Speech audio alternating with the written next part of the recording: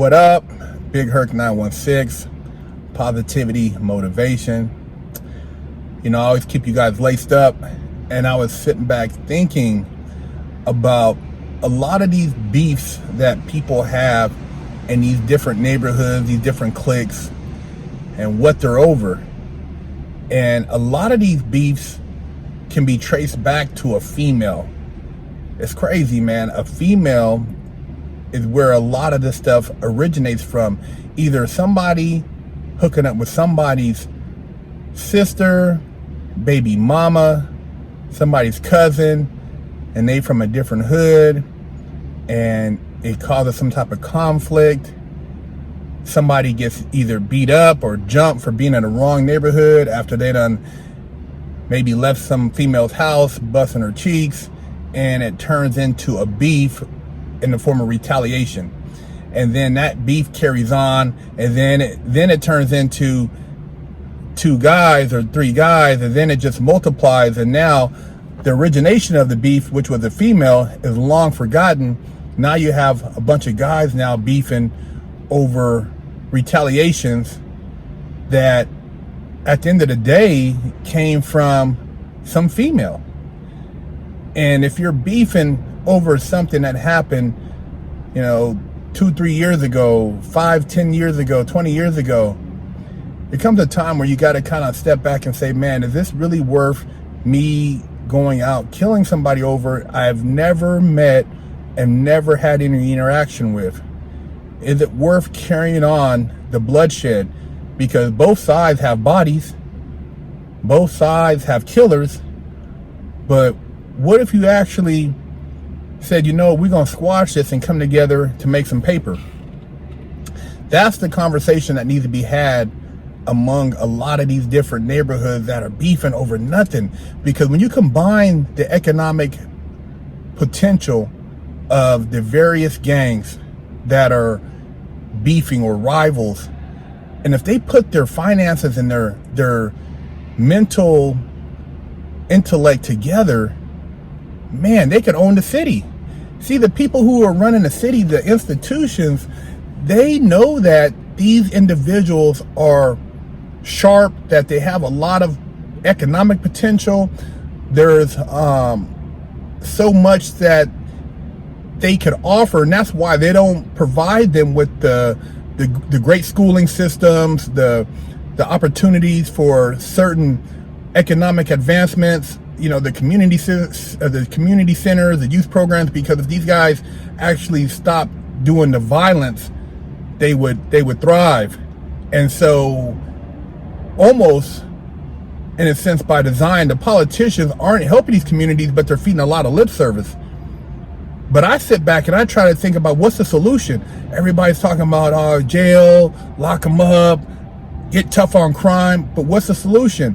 So the solution is for those people in those communities to get together and hold these politicians accountable, but at the same time try to come through and put these peace agreements, these peace treaties together, so that these kids stop killing each other over nothing.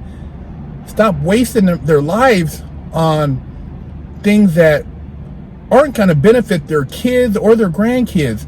See, the kids are the future. The children are the future. And if we can focus on changing their trajectory, we can change in a generation or two the whole economic status of a community, of a city. And we don't have to worry about, oh man, the police this and the media that, because you can run the media. And the people in the police stations, the police officers, the ones who are in charge, the commissioners, the sheriffs, they will be elected by you rather than by people who feel like, hey, we got to try to control you. But I'm not from every neighborhood, so I can't speak as a representative for all these different gangs and cliques and what have you, blocks, hoods. All I'm saying is that at the end of the day, you guys got to really look at the big picture. And is it worth it to have these beefs that maybe originated from somebody sleeping with some female, and now it's continual killing?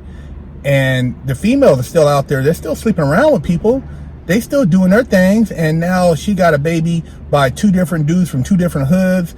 And however many people have died over going back and forth, beefing over this particular female, and now it's turned into something else because there's other people who have been disrespected or violated or somehow caught up in this murderous cycle. But we have to really look at the cycle and say, is it worth it to continue that cycle? And is there something we can do to change it? And you guys have the power. You combine two different cliques, the most powerful cliques or hoods that are beefing, and you look at what resources they have.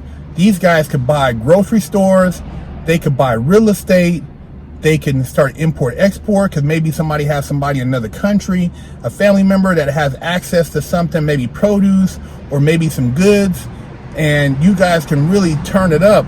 But I'm just talking, man. I'm just sharing ideas that I think about now in retrospect, and having interacted with so many different neighborhoods and cliques, being in the feds and hearing stories and thinking about how big it could be, and how even in prison they keep people separated so they don't get together to combine resources to network, because when they do, they make a lot of money. When you have guys from different backgrounds that aren't really supposed to be hooking up, but they're hooking up in prison to make money, they make money.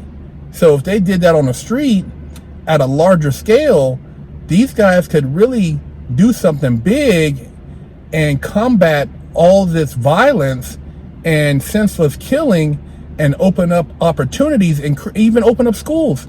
These gang members have enough power where they can invest and change the school systems so that their kids can get properly educated and get the exposure, get back to having career days and different opportunities for these kids to be exposed to jobs that they never even thought of. Engineering jobs, architectural jobs, real estate jobs. A lot of these kids don't know anything about the finance industry, and they're good at math.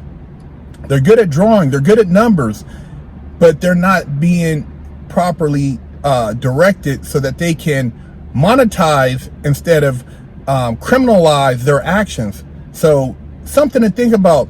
But you know, my words, I'm not a rapper, I'm not an entertainer at no large scale, so I don't get the exposure on my platform. But this is what I think about when I see young black and brown men killing each other, not taking advantage of opportunities, not coming together. And at the end of the day, when you get behind the walls, you guys are all in the same situation, and you could have prevented that. And if you guys would have came together, you realize that what you're beefing over isn't really worth it. Something to think about. Big Herc916.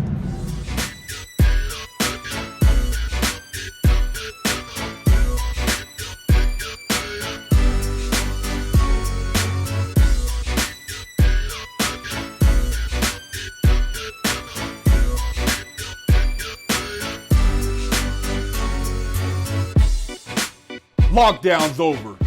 Get your yard time in. Exclusively at FreshOutSeries.com. Don't forget to stop by the Big Herc916 store and pick you up a sticker for your car, or a patch, or a sticker for your laptop, or maybe a beanie, or read one of the many books that Big Herc916 has authored. You know how we do it. Hello, I'm Big Herc916. Contact me for life coaching and motivational speaking.